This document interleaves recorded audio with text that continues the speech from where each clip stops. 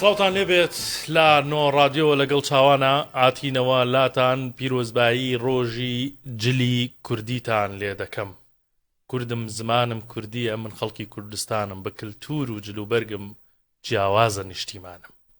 ئەمڕۆ لەگەڵ چاوانە جلوبەرگی کوردیمان پۆشیوە وەکو زۆرێک لە وڵاتیان هێرێمی کوردستان و شانازی دەکەین بەم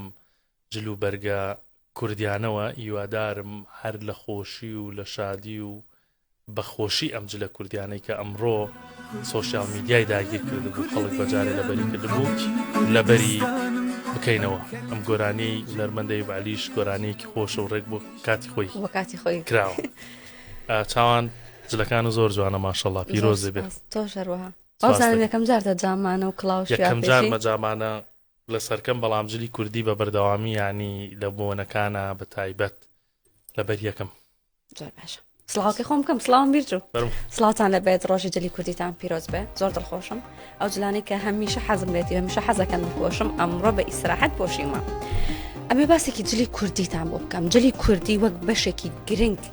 لە کولتوری نەتەوەی کورد مێژوویەکی گرنگی هەیە، هەمومان ئەمە زۆر باشە زانین. و جلی کوردی لە ناوچەیەک بۆ ناوچەیەک جیاوازی هەیە. بۆ نمونە لە باکووری کوردستان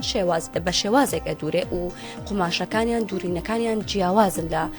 ڕۆژهەڵاتی کوردستان، لە باشووری کوردستان. لە ناوچەیەک بۆ ناوچەیەک جلە کوردیەکان گۆڕانکاری بەسەرایەت. جلی کوردی نەخشاندن و دوورینی جیاوازی هەیە، بەهۆی نەخش و دوورینەکانیانەوە، بەهۆی ڕەنگەکانیانەوە ئەتوانین جلی کوردی ناوچەیەک لە ناوچەیەکی تر جیا بکەینەوە. ئەمە لە کاتێکە جلی کوردی لە بۆنەکانە بەکارهێنرێت و لەگەڵ ئەمەشاد دەتوانیت ڕۆژانە بە بەردەوامی جلە کوردیەکانت بپۆشی و جلی کوردی لە پرسەکانیشە دەتوانرێت بپۆشرێت. لەم کۆتاییانەیە لە وڵاتانی جیهان دیزاینەرەکان بۆ دیزاینی جلوبەرگەکانیان سوودیان لە دیزاینی جلی کوردی ئەبینی، بە تایبەتی جلە کوردی کۆنە ڕەسەنەکان. ئێستاژە بینین ڕۆژانە لە وڵاتە جیهانیەکان دیزاینەرەکان جلەکانیان بە دیزاینی جلی کوردی ئەنەخشێنن. جێگەی داخ بوو ماوەی چەند ساڵی ڕابردوو بوو کە جلی کوردی ڕەسەن خەریک بوو لە ناو ئەچوو. ئەو شێوازە ڕەسەنیەی نامە گەنجەکان ستایلی تازیان نەخستە ناو جلی کوردی و ستایلی مۆدرنیان نەخستە ناو جلی کوردیەوە. بەڵام ئەمساڵ ئەوەندەی کە تێبینیەکەین، ئەوەندەی کە باسەکرێت، ئەوەندەی کە بینین، جلی کوردی خەریکە مۆرکە کوردایەتەکەی بۆ گەڕێتەوە. دەشتی پەیامنێری 1964 ڕۆشتە ناو بازار لەگەڵ بەرگ درۆکان قسەی کردووە بزانێت کە جلی کوردی ئێستا چ شتێک زۆرتر لەلایەن خەڵکە و پەسەندە و چ شتێک هەڵەبژێرن. با بەیەکە و بیان بینی. ئەگەر پێم بڵێ ئێستا گەنجەکان لەگەڵ قاتی کوردی نێوانیان چۆنە؟ سلااو لە توش بەخێر بێ. وەڵی ئەوە ڕاستی بی ئێستا فەرقەشی زۆری کردێ لەگەر پێشتر، تقریبان 8 ساڵ 9 ساڵ پێش ئێستا ئەوەی ئەم تێبینیم کردبیتن جلشی کوردی لە ناو گەنجەکان یعنی زۆر خراپ بوو و ڕویان تێنە دەکرد بە هیچ شێوە و حەزیشیانە دەکرد لەبەر. بەڵام ئێستا کە گۆڕانکاریێکی زۆر کەتە ناو کللتوری کوردی و جلوبەرگ و ئەوە بەتانە لە بۆنە و ئاهەنگەکان بە تایبەتی ژمارەکردن و گواستنەوە ئەوانە ئێستا زۆربەی گەنجەکان ڕویان لە جلی کوردی کردیە بە خۆشبەختیەوە. باشە، شێوازی دوورینی جلوبەرگەکە لە ناو گەنجان ئێستا چۆنە؟ جیاوازەکەی چێ لەگەڵ 20 ساڵ 30 ساڵ بەر لە ئێستا؟ وەڵا جیاوازی هەیە طبعاً، چونکە پێشتر قەدیم چەند یەک دوو بابەت هەبووە ستایل هەر بە خۆیان و دووسێ بابەتە بۆ زیاتر نەبووە. ئەوانیش یەک لەوانە ڕانگ چۆغەر و مراتخانی و کورتە کوشتەواری هەولێری خۆمانی پێدەگۆترێ. ئەو دوو بابەت هەیە زۆر باو بووینەوە و زۆر لە هەولێرە زۆر مەشهور بووە کە لەبەریان کردیە. باز ئێستا کە کۆمەرە گۆڕانکاری بە سەداهاتیە، کۆمەرەك ستایلی دیکە هاتە ناو بابەتەکەی و لە شێوازی دوورینەکەی و لە بەرینی و تەسشی جلوبەرگەکە بە تایبەتی ئێستا گەنجەکان حەز ناکەن شەرواری بەرین لە بەکەن. دائیمەن دەرێن شەوارەکەمان بە تەسک بیتن، یان دەرێن تەسک تۆزێک بەلای بەرینی دابی، یعنی حەز ناکەن بەرین بیتن. خەڵکی هەولێر وا لە بەدەکە نازانم، بەس ناوچەکان کە وەکو سلێمانی ئەوانە حەز دەکەن زیاتر بەرین بی شەوارەکەیان، بەڵام گەنجی هەولێر بەحام حەزیان لە شەرواری بەرین نییە. باش، ئەوە شەروارەکە ئەدی مراتخانێک ئەوەی کە لە سەر و لە بەری دەکەن ئێستا ئەو چۆنە؟ زیاتر گەنجان ئەزیان لە چ جۆرێکە؟ کامە مراتخانە ئەو بابەتی سەرەوە ئەوە کۆمەرەك ستایلێ ئێستاکە لەو ستایلانە ئەوەی لەبەرە منە ئەوە پێشی قۆچ پێ قەپا دەکەی هیچ قەمیس و شتوالەی نایە. ئەوەیەکەکە لە ئاسانترین شێوازەکان کە یعنی دەتوانین بیپۆشی بۆ ئەم بەهار و نەورۆز و جەژنە چ ستایلێک زۆر لەناو ئافرەتان باوە بەتایبەت لە جلی کوردی؟ پێشی بەخێر بێن وڵا جل ماشەڵڵا زۆر ئێستا جلی کوردی بەڵام بزات ئەو ساڵ زیاتر لە ڕووی ڕەنگەوە ڕەنگەکان زیاتر شتی ملەوەنە وەکو مۆدلیش زیاتر هەر کراس و کەوەیە بەڵام هەندێک لە کچانمان ئێستا داوای ئێلەجیش دەکەن لە بنکەوێ زیاتر ئەو منطقە لە منطقەی سلێمانی ئەو مۆدلە هەیە بەڵام ئێستا ئەوە لێرە هەولێرش بوویتە باو قوماشیش نوعیەتی تۆزە قوماشی ڕق اختیار دەکەن لەوەی بتوانی ڕاوەستی ئەو مۆدلە لە کراسەکەی قوماشی شلکە طبعا کراسی کوردی زیاتر احتیمام بە سادە دەدرێ ئەوەندا ئەو ساڵ دیزایانی قاش و بریقە و ئەو کریستال و مریستال و ئەوانە نییە یعنی ئەوجە نازانم احتیمالی شە بگەڕێتەوە سەر وەزعی جیرفانی خەڵک لەوەی هەرزانترە و کولفەی کەمترە زیاتر تەڵەبی ئەو شتانە دەکرێتن باشە جیاوازیەکەی چێ لەگەڵ ستایلی ئەو کچانەی کە مەسەلەن 15 بۆ 20 ساڵ لەمە پێش داوای جلیان دەکرد ئایا ستایلەکان فەرقیان چییە هۆکارەکەی چێکە مەسەلەن ستایلەکان دەگۆڕێن بۆ نمونە جاری وا هەیە داوا دەکەن کراسەکانیان تۆزێک کورد بێ یان سنگ کراوە بێ یان سنگ داخراوە بێ ئەم جیاوازیە بۆ چییە جیاوازی هەیە یان ئەگەر هەش بێ بۆچی دەگەڕێت بە شێوەیەکی عام نییە ئەو جیاوازی دەگەڕێتەوە سەر داواکاری کەسەکە بەڵام کە باسی 20 ساڵ 15 ساڵ پێش ئێستا دەکەی ئێستاگە بێەوە ناو دنیای خەیاتی ئیشەکەیمە بەنسبەت یعنی مۆدلان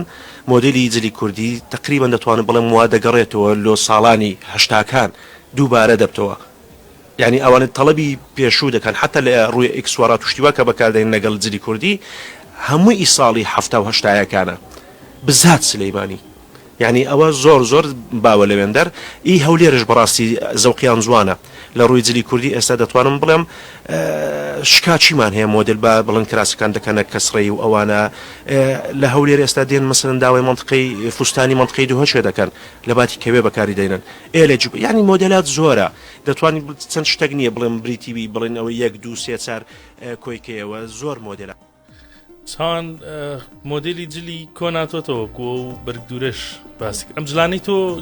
مۆدلی کەیە چۆنە هیکوێ وڵی توانە من کراسەکەم کراسێکی ژنانەی یعنی ئالای خماڵێن قەیمی قەیمی منتیقەی هەڵەبجەیە کۆڵانەکەشم لەگەڵ نەنگما بێکۆ کردومانەوەکو یەکیانی ئەویشم هەری کۆنا ئەم کڵاوەش زۆربەی ناوچەکانی ئێمە بەکارهێنن لای سلێمانی و هەڵەبجە ئەوانە بەس ئیتر بەستنەکەی لەگەڵ ئەو قماشانێک کە بۆی بەکارهێنن جیاوازی هەیە وابزانم ئەمە ژێرچەنەی پێڵێن شتێکی وایە جوانە یاخوا پیرۆزی زۆر سپاس ئەمانەی منیش لە ڕاستیا ڕانک و چۆغەی پێڵێن وەکو ئەو بەرگدورە باسی کرد شێوازێکی کۆنە زیاتر لە ڕۆژهەڵاتی کوردستان لەبەرکراوە و ستایلەکەش پێڵێن سنەیی جامانەکەش لە برادرانم پرسی لە ڕاستیاوتیان بزانمی منتیقەی شێوازی بەستنەکەی زرارەتی و خۆشنا و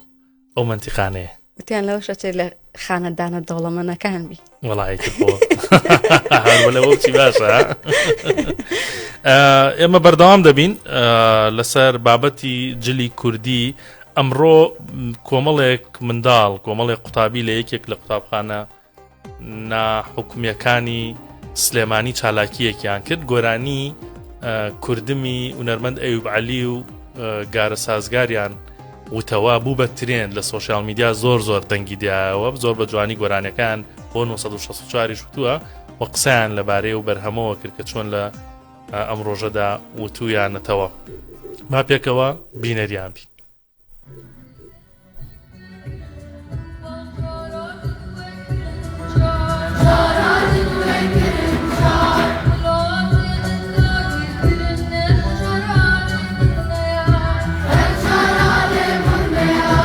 گۆرانی کوردم زۆرترین دەنگدانەوەی هەبووە لە ناو هاوڵاتیاندا کە ژمارەیە قوتابی ئەم گۆرانی دەڵێنەوە و بە جۆش و خرۆشەوە گۆرانیەکە پێشکەش دەکەن. ئەمڕۆ ڕۆژی جلی کوردیە و هاوکات ئێمە لە قوتابخانەی کورجینێسین لە شاری سلێمانی کە ئەوان ئەمڕۆ گۆرانی کوردمیان بۆ تۆڕی 1964 من پێ خۆشە بچمە لای مامۆساوەگر کە ئامادەکار و سەرپەرشتیاری گروپەکەی سڵاو لێ بە مامۆسا ڕۆژی جلی کوردی و پیرۆز بێت جلەکانیشە جوانە چۆن بۆم گۆرانێتە هەڵبژار بیرۆکەی لە چیەوە هاو سەرەتا بە خێراتتانەکەم بەخێراتتانەکەم بۆ قوتابخانەی کورجنێسی ناحوکمی دیارە گۆرانیە پێشتر کاکە ئەیوب عەلی و گاری سازگار و تویانە هۆنراوەکەی ئەدیب چەلچیە و لەگەڵ کاکە ئەیوب عەلیە لە ڕۆژی زمانی دایکا پێمان جوان بوو شتێکی تازە بکەین هەم لە ڕووی کولتور و لە ڕووی تازەگەریەوە لەگەڵ ئەجندای ئێستاتیکای مناڵا بگونجێت لەگەڵ ئێستاتیکای گەورەیە بگونجێ باسی ئەو سرودانە تۆزە دوورکەین و کە باسی خوێن ڕشتن و شتاناکە زیاتر هەستی نیشتیمانی لای قوتابیان دروست بکات. وەکو خۆم بیرۆکەیەوەم بۆ هات کە ئیش لەسەر ئەمە بکەم دووبارە کاری میکس و ماسترینی بۆ بکەینەوە دووبارە کاری دەنگ لە ستۆدیۆی جان کە ستۆدیۆیەکی خۆمە دووبارە کاری بۆ بکەینەوە و پێشکەشی بکەین. چۆن بوو ئەم سێ قوتابی هەڵبژارد دەنگیان چۆن بوو؟ دیارم خوێندکارانە هەر لە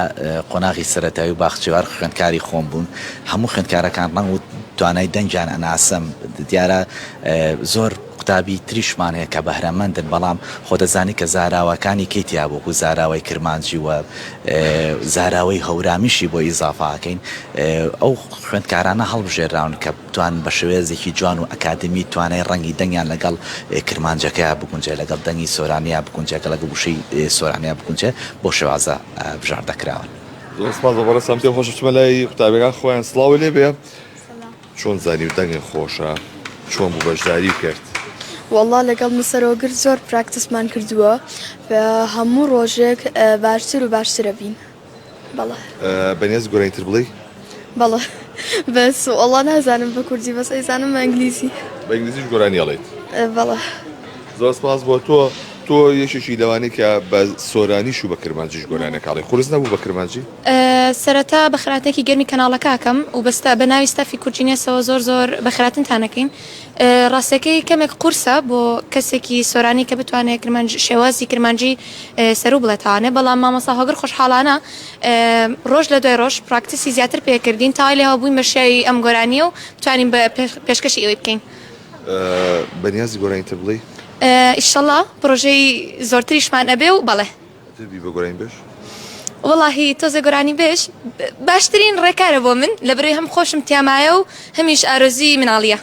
ئیشەڵڵا. بۆ تۆ ئەو گرتە ڤیددیۆی کە تۆ گۆرانێکاڵی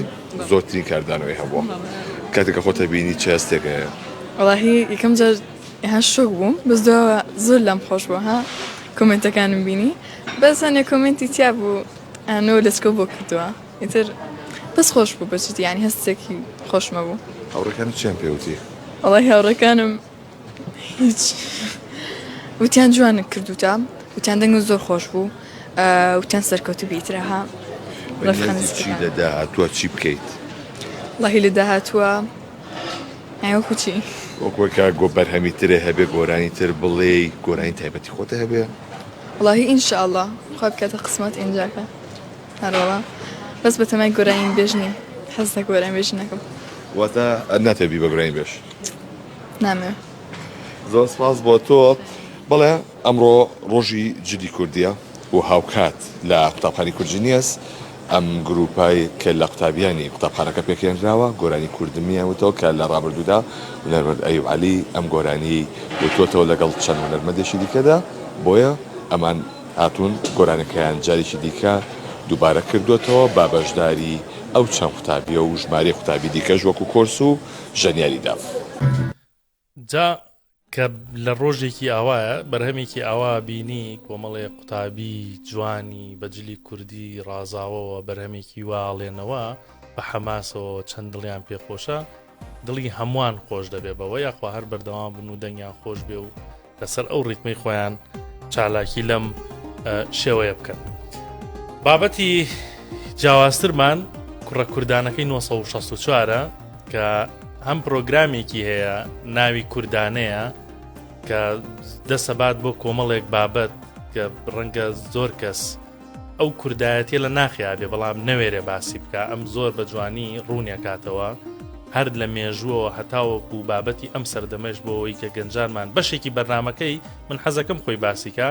یعنی تەوعیە و هۆشیاریدانیشە بە گەنجانی ئێستەمان کە چۆن بابەتی کوردایەتی لە کۆمەڵی بابەتی تر جا بکەنەوە. بۆتان لەگەڵمانە میوانە بۆتان بەخێر بیت ئەجا بۆتان ناوەکەشی کوردانەیە یاخوا بەخێر بی بۆ مایکەکە ئەگەر قسە بکەی سپاس دەکەم بۆتان من لە بەرنامەکەەوە دەست پێەکەم بەخێراتنی نەکەم کاکە منیش لێرە بەخێر بێ بۆتان گلەی ئەوە لێکردوتی جلەکان زۆر کوردی نییە مەبەست چی بوو بەخێر هاتنی بکەم هیچ بڵێم بۆتان هەمیشە جلەکانی زۆر کوردانەیە و دایم ئەکسسوارەتی کوردی زۆر بەکارێنێ ئەمڕۆ کە ئێستا هاتە ژوورەوە شۆک بوومتەوە بووە بە سادەیە هاتووی بۆچی بە سادەیەەکانم بۆیەوە جێ بۆتان گیانوەڵا ویستم پرسیارەوەت لێ بکەم بەرنامەی کوردانە چۆنە و چۆن بوو یعنی ئەم بەرنامە هاتە بەرهەم و دەنگدانەوەی زۆر باشی هەیە حتممە لە ناو سۆشیال میدیا کاکتوانە نزیکەی ساڵێک بەر لێ ئێستا بوو باشە لە مانجی سێ بوو بەر لە مانجی سێ بیرۆکەکە گەڵاڵە بوو ئەو کات لەگەڵ مامۆستا زانکۆ تاوتوێم کرد کاک ئەحمەدیشمان لەگەڵدا بوو وتم دەمەوێت شتێکی ئاوا بکەم پاڵپشتی زۆری کردین سەرتا تۆزێک لێی دوودڵ بووین نەک ئەوەی کە بڕوامان بە خۆمان نەوێ بەڵام وە خۆت گوتت کۆمەڵێک شت دەستمان بۆی برد کە قوڕز بوو بەشێک لەو بابەتانە کە ئێمە زۆر گرنگیمان پێدا هۆشیاری نەتەوەی بوو هۆشیاری نیشتیمانی بوو بۆ ڕۆڵەکانی کوردستان کە هۆشیاری نیشتیمانیان بۆ دروست بە یەکێک لەو ڤیددیوانەی کە زۆر دەنجیداوە ئەو بوو کە کاتێک دەچمە لای بازار لە خەڵک دەپرسم وێنەیەکی قازی محەممەدیان نیشان دەدەم نازانن کێە خۆی ئەوە پەیامێک بوو جگەلەوەش بابەتی شارچێتی یەکێک لە گرنگترین ئەو بابەتانە بوو کە ئێمە زۆر بە توندی کارمان لەسەر کرد کە نەیهێڵین کە خەڵکی شارەکان لە یەکتری نزیکەینەوە خۆشەویستی نیشتیمان نیشان بدەین ینی زۆر ڤیددیۆمان لەسەر ئەو بابەتانە کرد ئەو برینانەی کە هەیە لە ناو ئێمە فیدباکەکە چۆنە تا ئێستا وڵاهی زۆر باشە تۆ بابەتەکانت لەگەڵ ڕووداوەکانی ڕۆژە هەڵەبژێری زۆربەی کات هەرو ڕۆژی ڕووداوێکتیار و ئەیا تۆ بۆ شەوەکەی پرۆگرامەکەت ئامادەیە بەڵام هەنێ پرۆگرامی ترت هەیە پێویستی بەوەیە کە شارەزایەکی باشت لە مێژوو هەبێش بگەڕێیتەوە بۆ مێژوو سوود لە چ سەرچاوەیە کە بینی چۆنە گەڕێیتەوە بۆ ئەو سەرچاوانە سەرچاوە لە هەندێک کات زۆرن ینی هەندێک بابەتەیە سەرچاوی زۆری هەیە ناکرێ تاگلایەنە بڕیار بدە یاخود بە هەست و سۆزی تایبەتی خۆت بڕیار بدە یان بە ناوچەیەک بڕیار بدەین پێویستە سەیری هەموو سەرچاوەکان بکەین بە تایبەت بۆ ئێمە وەک 1960 کە نامانەوە هیچ کات لە بابەتی نیشتیمانی لایەنگری ناوچەچێتی هەشتێکمان پێوە دیار بێ سەیری هەموو تێڕوانینەکان دەکەین اینجا بە کۆی گشتی سەرچاوەکان بڕیاری لەسەر دەدەین نەگەوەی تاگلایەنە بێ هەرجار لە کاتی تەسویرکردن کێشەی زۆرتان بە دروستە بێ لە ئاکرێ بوون وەبزانام لە مەترێک مڕەبعێکا بوو شوێنی بەرنامەیەکتان ئامادەکرد بوو زۆر جار کێشەمان بۆ دروست دەبێ زۆربەی کارەکانمان هەروە بۆ لێر دەمە سوپاسی وێ نەگەر کاگی برایم بکەم کە قەرزاتین سوپاسیی تایبەتی ئەوە قەرزارم لە زۆربەی کارەکان لە دواوە لەگەڵمدا زۆر کات سەرنج و تێبینیش دەدا لە دواوە ئەو ڤیددیۆی ئاکرێ ئەو شوێنەی کە ئێمە قەراروا بوو کاری لێ بکەین جلێکی کۆنی سەردەمی سەلاحەدینی ئەیوبی بوو قەراروا بوو من هەر لە هەولێر ڤیددیۆیەکە بکەم بەڵام بۆی ئەوەی جلوبەرگەکە کۆم و چەندجار هەوڵی دزینی درابوو ڕێگەیان نەدەدا کە دوور لە ئاکرێ بەکاری بێن تەنانەت کە چوونە ماڵەکەش شوێنێکی لێ بوو هەر 50 مەترێک دوور بوو حەزمان کرد لەوێ ڕیکۆردەکە بکەین بەڵام گوتیان گونجاو نیە ناچەر چوین لە سەبانەکە لە چەند مەترێک بە ناچاری ڕیکۆردەکە بەڵام بەرهەمێکی زۆر جوان بوو باشە بۆتان تۆ خەڵکی کوێی خەڵکی کوردستان خەڵکی کوردستانیا بەڵێ جمهوری کوێی مەبەستمان پرسیارانەکەم هەندەری تێدەگەم هەندەری شوێی مەبەستم بوو ڤیددیۆیەکتم بینی زۆر جوانیانی ئەڵێ من خەڵکی ڕاستە لە هەولێر لەدایک بووم بەڵام خەڵکی فلانە شاری تری کوردستانم پارچەیەکی ترەڵێ ڕاستە خەڵکی هەولێرم بەڵام هەندەری زاخۆم ئەمە چۆن بۆت هات ئەمەم بۆ ڕوون کەرەوە بزانم ینی هەر بەجددی ڕاستە ئێمە پارچەکانی تری کوردستان بە خۆمانە بینین بەڵام تۆ ئەم ڕوونکردنەوە جوانت لەکوێوە بۆ هاتەمین هەم سەیرم کردووە ینی بەشێک لە برینەکانی کورد بابەتی شارچێتی و پارچەچێتیە ینی لای من هەر بەجددی ینی کە لە 1960 سەردمونە پۆدکاستێکم لەگەڵ شێخ مرشید خەزنەوی کرد ینی هەستم کردووە ئەو کەسە تەنانەت لەو هاوڕێیانی کە ڕۆژانەش لەگەڵ منن زۆر لە من نزیکترە پەیوەندی بۆ نییە کە لە چ ناوچەیەک بێ گرنگ ئەوەیە هەمومان کوردین ئەنی بۆ من ڕاستە لە هەولێر لەدایک بووم تەنان لەو ڤیددیۆی کە بینی شتەوا دەڵێم بەڵام من هەندەری یانەی وەشی زاخۆم ینی مەرج نییە لەبەرەوەی من لە هەولێر لەدایک بووم یانەی زاخۆم خۆشنەوە یانەی نەورۆزم خۆشنەوە زۆر ئاساییە کاتی وا هەیە هانیانەی زاخۆ بدەم نەگە هانیانەی هەولێ یان ڕەنگە زیاتر سەرسامی شاریس نەبم یا حەزم بە سلێمانی بێ لێی دابنیشم شتێکی زۆر ئاساییە پێویستە هەمومان بەیەک چاو سەیری شارەکان ئەم جلانەشی باوکە ئەمەشیانی بۆتانەوەە یعنی جلی کوردی جوان جوان لە بەرەکە لە بەرنامەکانیا وەکو چاوان وتی یەک سواراتی زۆر جوان بەکارێنێ بڵێمووی باوک مەجلەکان چۆن شتێکی هەیە بۆتان زۆر بەرنامەکانی لەناو ڕۆژهەڵات دەنگێتەوە بەشێکی پەیوەندی بەوە هەیە کە ڕەنگە ئێستا لە ڕۆژهەڵات هەستی نەتەوایەتی لە چاو پارچەکانی تکە زیاتر دیار بێ نامەوێ ئەوە بسەپێنم بڵێم لەوانی کە زیاترە دووبارە بچمەوە بابەتی پارچەتێتی بەڵام زۆر ڕوونترە و دیارتریشە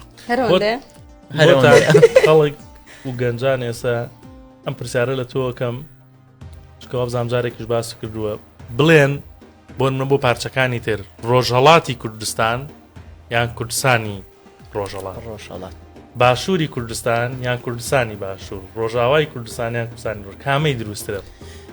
ڤیدیۆیەکیشم هەر لەسەرەوە کردەوە ئەوش بەشێک بوو لەو هۆشیاریە بێگومان باشووری کوردستان باشووری هەیە باکووری هەیە ڕۆژهەڵاتی هەیە ڕۆژاوای یەک کوردستانە بەڵام کاتێک تۆ دەڵێی کوردستانی ڕۆژئاوایانی کوردستانی ئەوڕۆپا کاتێک کە تۆ دەرەی کوردستانی ڕۆژهەڵات ینی کوردستانی ئاسیا تۆ لەسەر ئاسی کێشوەر قسە دەکەی بەڵام کاتێک کە دەڵێی باشووری کوردستان واتە خودی باشوور کە لە کوردستانە باش کوردستانی گەورە بێگومان کۆکەرەوەی هەمویانە چیت بەدەسەوەیە هەر لە بابەتی ئەم کوردانە و بابەتی نەتەوەی و لە داهاتوە بۆ 1964 بێگومان ئێمە ناوەستین بەردەوام دەمانێت لە هەر دۆخێکدا پەیامی خۆمان بگەێنین زۆربەی کارەکانم بەشێکیان ینی ئیلهامن ڕەنگە ئێستا ئەمڕۆ بیر لە شتێک نەکەمەوە بەیانەکەی کە دێمە دەوام ڕاستە خۆش شتێک دروست ببێتن بەبێ بیریشم لێکرد بێتەوە ینی ئانوساتی نییە وعدێکە دیاوە وا لە نەورۆز نزیکە بینەوە قرارە بۆ نەورۆز بەیەکەوە پرۆگرامێکی کوردانی زۆر تایبەت بکەین خۆ پەشیمان نەبووتە تۆ نەبوومەتەوە شتێکی تایبەتم ئامادە کردووە لەو کارانەی کە تا ئێستا کردومە لە هەمیان باشتر دەبێت زۆر باشە ئاخر پرسیار لە چۆ بکەم بۆتان ئەو پرۆگرامانی کە تا ئێستایکی بەهۆیەوە هیچ کاتێک بۆ تووشی ڕەخنە ببی یا تووشی کێشە ببیت کێشەیەکت بۆ دروستات بێت بێگومان ڕەخنە هەر هەیە بە تایبەت من لە باشوورم باشە و بەشێکی ڕەخنەکان بەجددی لە باشوورە نەگەوەی کە لە پارچەکانی تر بە تایبەت لە ڕۆژهەڵات و ڕۆژاوە پاڵپشتێکی زۆر هەیە لە باشووری شار هەیە بەڵام بەشی خۆی ڕەخنەیە ئیتر ڕەنگە پەیوەندی بە دۆخی خەڵکەوە هەبێ ڕەنگە خەڵکێکە بێ لە بابەتی نیشتیمانی بێزار بێ لەوانی شتێ دەگەین ئەوانیشمان هەر خۆش دێت و کار بۆ ئەوانیش دەکەین یعنی هەندێک جار وەستەکە ئەوەیە دەست بۆ شتێکە بەی وەکو لە سەرەتاش باسمان کرد ڕەنگە خەڵکێک نەیوێرا بێ باسیکە یان بڵێ ئەمە ڕەنگە کێشەیەکی لێ بکەوێتەوە لاەن لایەنێک یان دنیای دەرەوەمان دەوروبەرمان دراوسەکانمان لێمان عاجز بێ یان ڕەنگە بگاتە ئەوەی کە مەسەلەی سەفەرکردنت لێ قەدەغە بکرێ بڵێنەوە بۆتان چووکە باسی ئەوواقعی چۆن بەیانی سەفەرەکەی بۆ وڵات ئەمە بووە بێگومان بووە من ناتوانم بچم بۆ ڕۆژهەڵاتی کوردستان و باکووری کوردستان هەر لە باشوورە حەز دەکەم بچمە ڕۆژاوەش ڕۆژاوم لە بەردەستە هەڕەشەش هەیە بێگومان ترسیش هەیە بەڵام لە کۆتاییدا بابەتەکە لە پێناو نیشتیمانە ینی هەر بەربەستێک بێتە پێش سڵی لێ ناکەمەوە دەخواڵەش ساغ بێ دووبارە ڕۆژی جلی کردو و پیرۆز بێ بۆ کوردایەتی خۆت و کوردانەی خۆ هەر بەردەوام بی زۆر سپاس دەکەم بە هەواڵێکی بەپەلەمان بۆهاتووە چاوان ئەمڕۆ باسی ڕۆژاوات کرد بۆتان کۆبوونەوەی نێوان ئەحمەد شەرع سەرۆکی سووریا و مەزلوم عەبدی فەرماندەی هێزەکانی سووریای دیموکرات هەسەدا ئەنجامدرا گەشتنە چەند ڕێکەوتنێک ڕێکەوتنی هەشت خاڵیان واژۆ کردووە کە گرنگترینی ئەوەیە هەسەدە دەبێتە بەشێک لە دامەزراوەی ئەمنی سووریا دەمێکە یعنی چاوەڕێ ئەو ڕێکەوتنەوە و کۆبوونەوەیان کە ئەمڕۆ لە نێوان ئەحمەد شەرع و مەزلوم عەبدی ئەنجام درراوە بە پێی و ڕێکەوتنە کە ئەمڕۆ کراوە واژۆیان کردووەتیا داهاتووە پێویستە مافی هەموو سووریەکان لە نوێنەرایەتیان لە پرۆسەی سیاسەدا مسۆگەر بکرێت بەبێ ڕەچاوکردنی باگراوندی ئاینی و نەتەوەی هەروەها لەبارەی کوردەوە لە ڕێکەوتنەکە داهاتووە کورد نەتەوەیەکی ڕەسەنە لە سووریا دەبێت دەوڵەت هەموو مافەدە سووریەکانیان مسۆگەر بکات بەشێکی ئەو ناکۆکیانەی کە یاخود ئەو شەڕانەی کە کورد لە ڕۆژاوا کردوێتی بۆ ئەم خاڵە بووە گەر وەک خۆی جێبەجێ بکرێت و دەبێ مافەکانیان مسۆگەر بکرێت هەروەها یەکخستنی دامەزراوە مەدەنی و سەربازەکان لە باکوور و ڕۆژهەڵاتی سووریا ئەوەش لە چوارچێوەی دەوڵەتی سووریا بە دەواازە سنووریەکانیشەوە مە بەشێک بە لە خاڵەکانی ڕێکەوتنەکەی نێوان ئەحمەد شەرع و مەزنوو عەبدی لە سایت و سۆشیال میدیای 964 بە درێژی باسکراوە دەتوانن بینەری بن. توانە بۆتانگیان ئێمە سوپاس دەکەین ئەوە هەواڵێکی بەپەلەشی دڵخۆشکەرە بەڕاستی بە نسبەت کوردەوە زۆر تێکۆشان و هەوڵیانداوە بۆ ئەم خاڵانە ئەگەر جێبەجێ بکرێت هیوادارین وەک خۆی جێبەجێ بکرێت. دووبارە بەخێربی دووبارە سوپاسان. هەواڵێکی گرنگی کەم لایە ئەمڕۆ لە ڕۆژی جلی کوردی چالاکێکی زۆر گرنگ لە هەڵەبجە کرابوو کە جێگەی دەستخۆشی بوو ئەویش بەڕێوبەرەتی بەرەنگاربوونەوەی دژ بە ئافرەتان و خێزان لەبێ ئەنجامیان نابوو ئەویش ئەو بوو پەردەلادان بوو لەسەر تابلۆی خێزانێکی بەختەوەر لەژێر دروشمی ئارامی و بەختەوەری خێزان زامنی ئاسایشی کۆمەڵگایە. ئەم خێزانە خێزانێکی بچکۆلن لە هەڵەبجە بەڵام خێزانێکی بەختەوەرن خێزانێکی خۆشبەختن. من جیاواز لە هەموو ئەوانی دیکە قسم لەگەڵ ماریا کردووە کە ئەندامێکی ئەو خێزانەیە لێم پرسیوە کە بزانم هەستی چۆنە و بۆچی ئەم ماڵە وەکو خێزانێکی بەختەوەری هەڵەبجە دەستنیشان کراون. هەمومانەزانین هەڵەبجە لە ڕووی توندوتیژیەوە تا ئێستا ڕێژەی توندوتیژی تێیدا 0.0 هیچ توندوتیژێک تێیدا نیە تا ئێستا هیچ ڕێکخراو هیچ شوێنێک نییە کە بۆ ئەو ئافرەتانی کە ئازارە درێن بۆ ئافرەتانی کە توندوتیژیان بەرامبەرەکرێت. ماریا خۆی گرتە ڤیدیۆیەکی بۆ ئێمە کردو و خۆی قساکات و باسی چیرۆکەکەی کات بابیان بینی. ئەم کاتتان باش من ماریا محسین مامۆستای هونەرم لە پارێزگای هەڵەبجە پێم خۆش بوو لێرەوە پیرۆزبایی ڕۆژی جلی کوردیتان لێ بکەم. هیوادارم کللتوری نەتەوەیمان هەرگیز دەناو نەچێت و هەمیشە بەسەر بەرزی بمێنینەوە. ئێمە وەک خێزانێکی هەڵەبجە هەستێکی خۆشمان هەبوو کە بەڕێوەبەرایەتی بەرەنگاربوونەوەی توندوتیژی دژ بە ئافرەتان و خێزان پەیوەندیان پێوە کردین کە ئێمەیان وەکو خێزانێکی بەختەوەری شارەکە هەڵبژاردووە بۆ ئەو تابلۆیی کە ئەمڕۆ نمایشکرا. هەستێکی خۆشمان هەبوو دەستیان خۆش بێت زۆر خۆش بوو بەلامانەوە کە ئێمە خێزانێکی بەختەوەر بین سوپاسی خواکەین کەوا ئەمان بینن. ئەتوانم بڵێم لە شاری هەڵەبجە توندوتیژی زۆر کەمە یاخود ئەتوانم بڵێم هەر نییە. ئێمە خانمەکانمان ڕۆژانەکاری دەرەوە ئەنجامەدەن بەشێکی زۆری فەرمانگە حکومیەکانمان زۆربەیان ئافرەتن و کافتریا و دوکان و بازارمان بەگشتی بەشێکی زۆری ئافرەتە. ئەمە جێگای دەستخۆشیە ئەمە هەر لە مێژووە ئێمە بۆمان ماوەتەوە کە ئافرەتانمان پێگەیەکی باش و خانمانی سەرکەوتومان هەیە لە شارەکەمانە و من ئەتوانم لە خۆمەوە دەست پێ بکەم. خێزانەکەم هاوکاریەکی زۆریان کردوم هەر لە سەرەتاوە کە لە ماڵی باوکما بووم و هاوسەرگیریم نەکردووە پشتگیریەکی زۆریان کردوم بە تایبەت ئەتوانم بڵێم باوکم پشتگیرێکی زۆرم بووە هەنێجار تێبینیەوە دەربارەی کارە هونەریەکانم ئەم شانۆیە ئەم دێڕە جوان نییە ئەمەی بۆ زیادکە ئەم جارە ئاوا بکە ئەمە زۆر خۆشەکە باوکم پشتگیری کردوم لە کارە هونەریەکانمە. ئەتوانم بڵێم لە هەموو خێزانێکی هەڵەبجە شتەکە بەم جۆرەیە. بەسەرەتا کە هاوسەرگیریم کرد سەخت بوو بەلامەوە ئەبێت چۆن خێزانی هاوسەرەکەم مامەڵەم لەگەڵ بکەن ئەبێت چۆن لێم تێبگەن چۆن کە بزانم من ئیشی دەرەوە ئەکام چۆن ڕەفتارم لەگەڵ بکەن. بەڵام دواتر کە ڕۆشتمە ئەو خێزانەوە ئینجا زانیم ئەوانیش بە هەمان شێوە هاوکار من ئەوانیش بە هەمان شێوە حەز بە سەرکەوتنەکانمەکەن. هەنێک جار خەزورم خۆی ئەڵێت با من خۆم بتگەێنمە دەوام.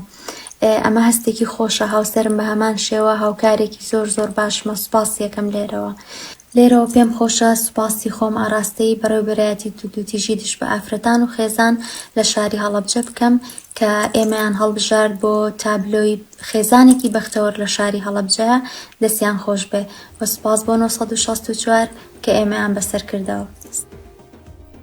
بابەتێکی جوان بووە پەیامی زۆر لە پشتەوە بوو هەموو تابلۆیی ئەو خێزانە کە ئەم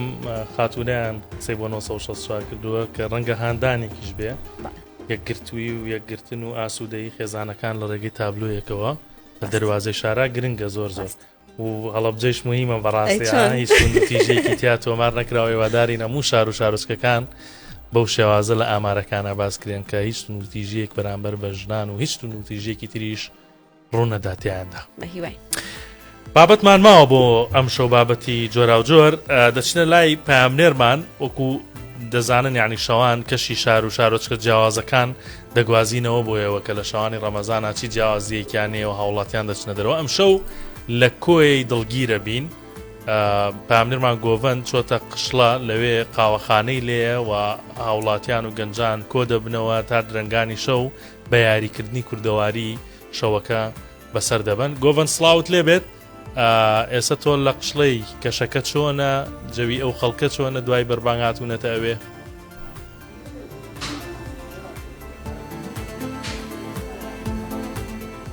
بەڵێ توانە وەک زۆربەی شار و شارۆچکانی تری هەرێمی کوردستان لە شاری کۆژ شەوانی ڕەمەزان هاوڵاتیان و دانیشتوانی ئەم شارە بۆ بەسەربردنی کاتەکانیان لە شەوانی ڕەمەزاندا سەردانی قشڵەی کۆی دەکەن کە قشڵەیەکی کۆنی سەربازی بووە. لێرەدا قاوەخانەیەکی کللتوری لەیە کە هاوڵاتیان سەردانی ئێرە دەکەن بۆ ئەنجامدانی کۆمەڵێک یاریوارەوەها بەسەربردننی کاتێکی خۆش. ئەوەی کە ئێستا ئەو دیمەنانە دەیبنن کۆمەڵێک هاوڵاتین کە هاتوونەتە ئێرە بۆ ئەنجامدانی کاتێش خۆش و ئەنجامدانی ئەم یاری کڵاوێنە. من ئێستاکە دەسمە لای یەکێک لەو هاوڵاتیانە کە ئەم یاری ئەنجامەدات. گەر هاوکارم لەگەڵم بێت مامەجان سڵاو لێبێت. لەگەڵ ڕەمەزانان چۆنی شەوانی چۆن بەسەر دەبێت؟ الحەمدولله زۆر باشین لەخوای بەزێت شەوان بەچ وەڵی مارم چۆ لە بەیس ڕانابێن نەیدا دانیشم بە تاقدانێ. باشە چەند شەو دێنە ئێرە بۆ بەسەربردنی کاتەکانتان؟ وڵی من ئەوە سێم گەممانەوە سێم شەوە دەینە ئێران دەورێ دەورە کرایەوە برین بە دوو شەو لەگە دۆڕای ئەوە دەردەسی لە گەمەکە دەردەسی ئەگەر بردیشتەوە ئەوە دەکەوێت بەرامبەر فەریقەکەیت. بەشێک لەو برادرانی گوتیان دەنگت خۆشە ئەم شەو چیمان پێشکەش دەکەیت؟ وڵی ئەم من نازانم دەنگم بەس لەوەی داوای لێبوردن دەکەم بۆ خۆی سرم دێشی قورجیشم دێشی. زۆر سپاس کاتێکی خۆش. بەڵێ دیمەنان دەیبن ئەمە کۆمەڵێکی زۆر لەو هاوڵاتیانە کاتونێت ئێرە بۆ بەسەربردنی کاتەکانیان. کاکە جان سڵاو لێبێت خێر مەجالێکم دەنێ بە بزانانی ئەم یارێ چۆن ئەنجامەدەن ئاستی ئێوە چۆن بوو لەم یاریدا؟ وەڵی ئێمە یاخوا بە خێر بەسەر چاوم پێشچی بە خێراتتان دەکەین. تازە دەستمان بۆ یاریە کردووە بەخۆی خولان لە ڕەمەزانە خولەکرێتەوە لێرە. باشە لێرە شەوان ڕەمەزان چۆن بەسەر دەبن؟ جگە لێرە شوێنێکتر هەیە بەوەی کاتەکانتان بەسەر برن؟ وەڵی ئێمە هەر دێنە ئێرە ناچینەی شوێنی ئەگەر یاریمان نەبێت دێنە یاریەکەیەکەین و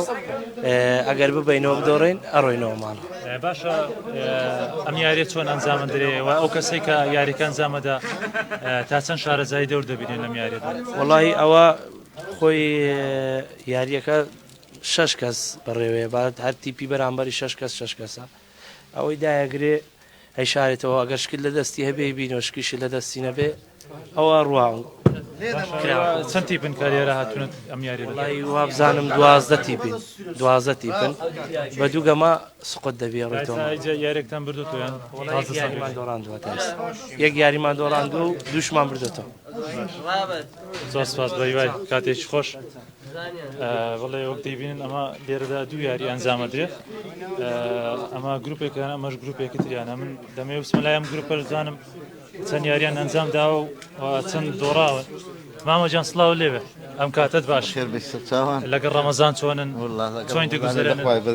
زۆر باشن هەر زۆر نەکرد باشن لەخوای گەورە بەزیاد. ئەم یاریە تۆ لەکەیەوە دەیکەی لەکەیەوە ئەنجامی دەی؟ بەقورئان ئەمن نازان برم لە ئەمری 16 ساڵی و 14 ساڵیەوە ئەمن ئەو یاریە دەکەم لەبەرەوەی بابم ئەوانە برایەکانم ئەو یارییان دەکرد لە منداری ئەمش لە گەرەوان دەم.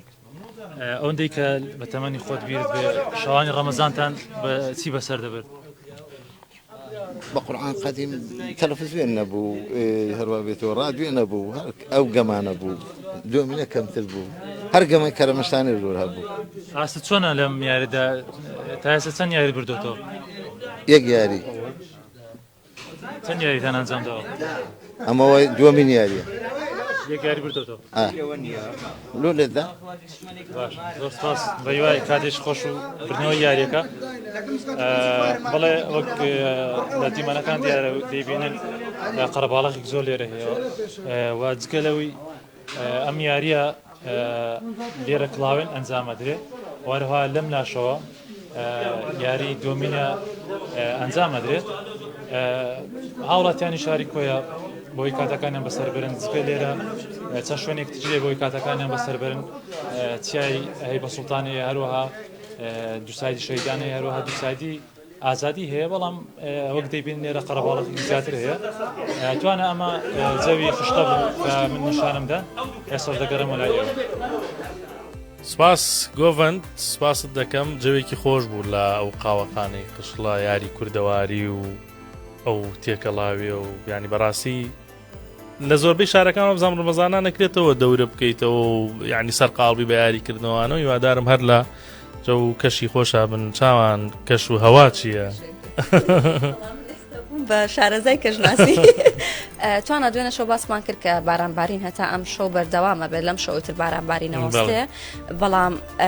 ئەمڕۆ لە دوهۆک ئێوارەی ئەمڕۆ کاتێک خەڵک ئەگەڕانەوە بۆ ماڵەوە بۆ ئەوەی کە ڕۆژوو بشکێن و بەربانگ بکەنەوە بەڵام ڕێگەکەیان لە داخرابوو لەبەر ئەوەی بەهۆی بارانبارینەوە لە شەقامی ماڵتا لە دوهۆک لافاو دروست بوو ئاوێکی زۆر کۆبووە کە ئاستەنگی هاتوچۆی دروست کردبوو خەڵکەکە نەیانەتوانی بە ئاسانی بگەڕێنەوە بۆ ماڵەوە ئەمە وای کردبوو کە قەرەباڵغێکی زۆر لەسەر ئەو شەقامە دروست بوو بێ قافڵەی ئۆتۆمبیلەکان لەگەڵ زۆری ئاوەکە قەرەباڵغێکی زۆری دروست کردبوو وای کردبوو کە ڕێگە لە چوونەوەی هاوڵاتیان بگرێت ئەمەش لە ئەنجامی بارانبارینێکی زۆر بوو لە دوهۆک لە هەمان کاتا هەر ئەم ئێوارەی ئەمڕۆ لە کەرکووکیش لە گەڕێکی شۆڕا و بەهۆی شۆراو ببورن بەهۆی بارانبارینێکی زۆرەوە لافاو دروست بوو هاوڵاتیانی کەرکووک هەمیشە گلەیەکەن بە تایبەتی هاوڵاتیانی گەڕێکی شۆرا و کاڵێن کاتی بارانبارین ئەم کۆڵانەی ئێمە ئەم گەڕەکەی ئێمە پڕ لە ئاوە بێت و زەرەر و زیانمان پێگات ماڵەکانمان پڕ لە ئاوە بێت هەر ئێوارەی ئەمڕۆ لە کاتی دروستبوونی لافاوەکەیە دوو ئۆتۆمبیل ژێر ئاو کەوتون و زەرەر و زیانیان پێگەیشتووە بەداخەوە کەشەوە عیدی خۆتە بەڵام بەداخەوە ینی ئەندێ زەرەر و زیان هەبوو بۆی و لافاوە هیوادارین ئینشاڵڵا بێ زیان بارانی دیکە ببارێت هەم بۆ کشت و کاڵ و جتیاران هەم بۆ کەشی ڕەمەزانی خۆشمان بابەتێکی تر هەیە چاوان حەزەکەم ئاماژەی پێ بکەم یعنی پرۆژەیەکەیە لە هەولێر کە ڕەنگە هەمووتان بیست بێتان نەک خەڵکی هەولێر خەڵکی هەرێمی کوردستانیش ئەویش پرۆژەیەکی نیشتەجێبوون بوو بە ناوی دەشتی بەهەشت ئەم پرۆژەیە لە ساڵی 2011 لەلایەن هونەرمەندی بەناوبانگی تورکیاوە ئیبراهیم تاتلیساس کە هاتە پرۆژەکە شوێنی پرۆژەکە ڕکلامی بۆ دەکرا پرۆژەکە لەلایەن کۆمپانیای عادل متحیدەوە وەرگیرا بوو سەرپەرشتی دەکرا کە پێکاتە بوو لە یەکەی نیشتەجێبوون بەڵام دوای ماوەیەک لەو ڕکلامە زەبەلاح و گەورانەی کە بۆی دەکرا بۆ پرۆژەکە جێهێڵدرا و کۆمپانیاکەش دەنگی نەما و ناوی نەما حتاوەکو ئێستا کەوە نزیکەی 14 ساڵە لە 2011ەوە ڕکلام بۆ پرۆژە دەکرا ئێستا جارێکی تر دەوترێت یعنی ئیش لە پرۆژەکە دەست پێ دەکاتەوە و لیژنەیەک پێکێنراوە لەلایەن دەستەی و بەرێنانی هەرێمی کوردستانەوە کە هاوبەشەکانی پرۆژەکە ڕێک دەخرێنەوە و یەک دەخرێنەوە و بانگ دەکرێن و حەق و ماف و حقوقی خۆیان لە پرۆژەکە پێدەدرێتەوە دەستەی و بەرێنان وتەبێژەکەی قسەی بۆ 1964 کرد ئەمڕۆ وتی لە 150 کارەکانی تەواو بووە و پرۆژەیە کە جێهێڵدراوە پێکاتووە لە 427 ڤێلا و 122 شقا بۆیە دەست دەکەینەوە بە پرۆژەکە و پرۆژەکەیش تەواو دەکرێت ئەو پرۆژەیە کە بووە گرێکوێرە و پێشە ڕکلامێکی وای بۆ کرا کە لە ماوەی 3 ساڵات تەواو بکرێت و هاوبەشەکانی ئەوانەی کە کڕیوانە کلیلیان پێ دەدرێت و بچنە ناوی بەڵام تاوەکو ئێستاش پرۆژەکە هەر لە 150 تەواو بووە و ئێستا بەنیازن دەست بکەنەوە کارکردن تێیدا شتمان ماوە یەک هەواڵی سەرنجڕاکێشم هەیە توانە چییە؟ 2 مانگە بێ مەیمونەیەک لە گەڕەکی ناو قەسرانی هەولێر بربۆتە گیانی ئەو خەڵکە و هەموو خەڵکی بێزار کردووە مەیمونەکە تا ئێستا خاوەنی نییە ڕۆژانە لەم دیوار بۆ ئەو دیوار لەمدار بۆ ئەو داربەست خەریکی بازدانە خەریکی ئەوەیە کە کێبڵی کارە با بڕێ لەو کۆڵانانەیە منداڵان ئیزعاجەکە گواری گوێچکەی منداڵانە بە ئەوەندەی کە خەڵکی گەڕەکەەکە قسەیان بۆ ئێمە کردو ئەڵێن ئەم مەیمونە عاشقی ئاڵتونە خراپ ناکە ئاڵتونیش نەبێ نایە کێبڵی کارەبا گرانی و لەم ڕۆژەیە ئەم مەیمونە باڵتونە ئەرە وەڵڵا جاتوانە عەبدولعەزیز ڕۆشتۆ چاو گەڕەکە خەڵکی و گەڕەکەی دواندووە لەسەر ئەو بابەتە با بزانی خەڵکی ئەو گەڕەکە چی ئەڵێن لەسەر ئەو بابەتی مەیمونە و چیان وتو مەیمونێک ماوەی 2 مانگە لە گەڕەکی ناو قەسران بێ جیاوازی دەبێتە میوانی هەموو ماڵەکان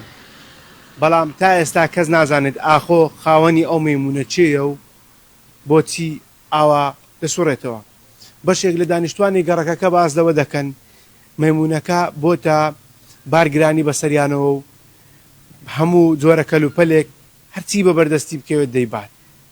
بە تایبەتی ئاڵتون بازەوە دەکەن ئەو مەیمونە زۆری حەز بە ئاڵتونە تەنانەت لە جۆچکەی منداڵەکانیشدا ئاڵتونەکە دەبات ماوەی 2 مانگە مەیمونێک لە کۆڵانەکانی ناوگەڕەکە بەڕەلا بۆ ئایا هیچ بە چاوی خۆت بینی وتیان هیچ زەرەر زیانی هەبوو بۆ جەنابتان بەڵێ گیانە من لێرە نەبووم بەس منداڵەکان موڤیەکیانە بۆم ڤیدیۆیەکیانە بۆ مۆبایلەکە بینەوە مەیمونە لەو کۆڵانان دووسڕێتەوە و ناو کۆڵانەکان ئەم لە تر ئاگداریان کرد ئاگداری پۆلیسکەن بێن بیبێنەوە وەڕاستیش پۆلیس ناتاسە شتێکی چێ بکەن ینی هاوکاری پێ نابیبێنەوە بۆ پۆلیس بیباکن چونکە هەوکارەکە و حیوانات بان ئەو تێل و کارەبای دەسوڕێتەوە دنیا کارەبای لای دەبی کوژێتەوە یان دنیا مەسەن زەرە دەبکە کێبڵە بپشێنێ وایە بپشێنێ هەندێک دراوسێش گلیان کردووە خەتی چۆن بڵێ ئینتەرنێتی بریوە خەتی هینی بریوە کامرەی بریۆشتانی بریوە بەڕاستی یعنی زەرەی بۆ بەڕاستی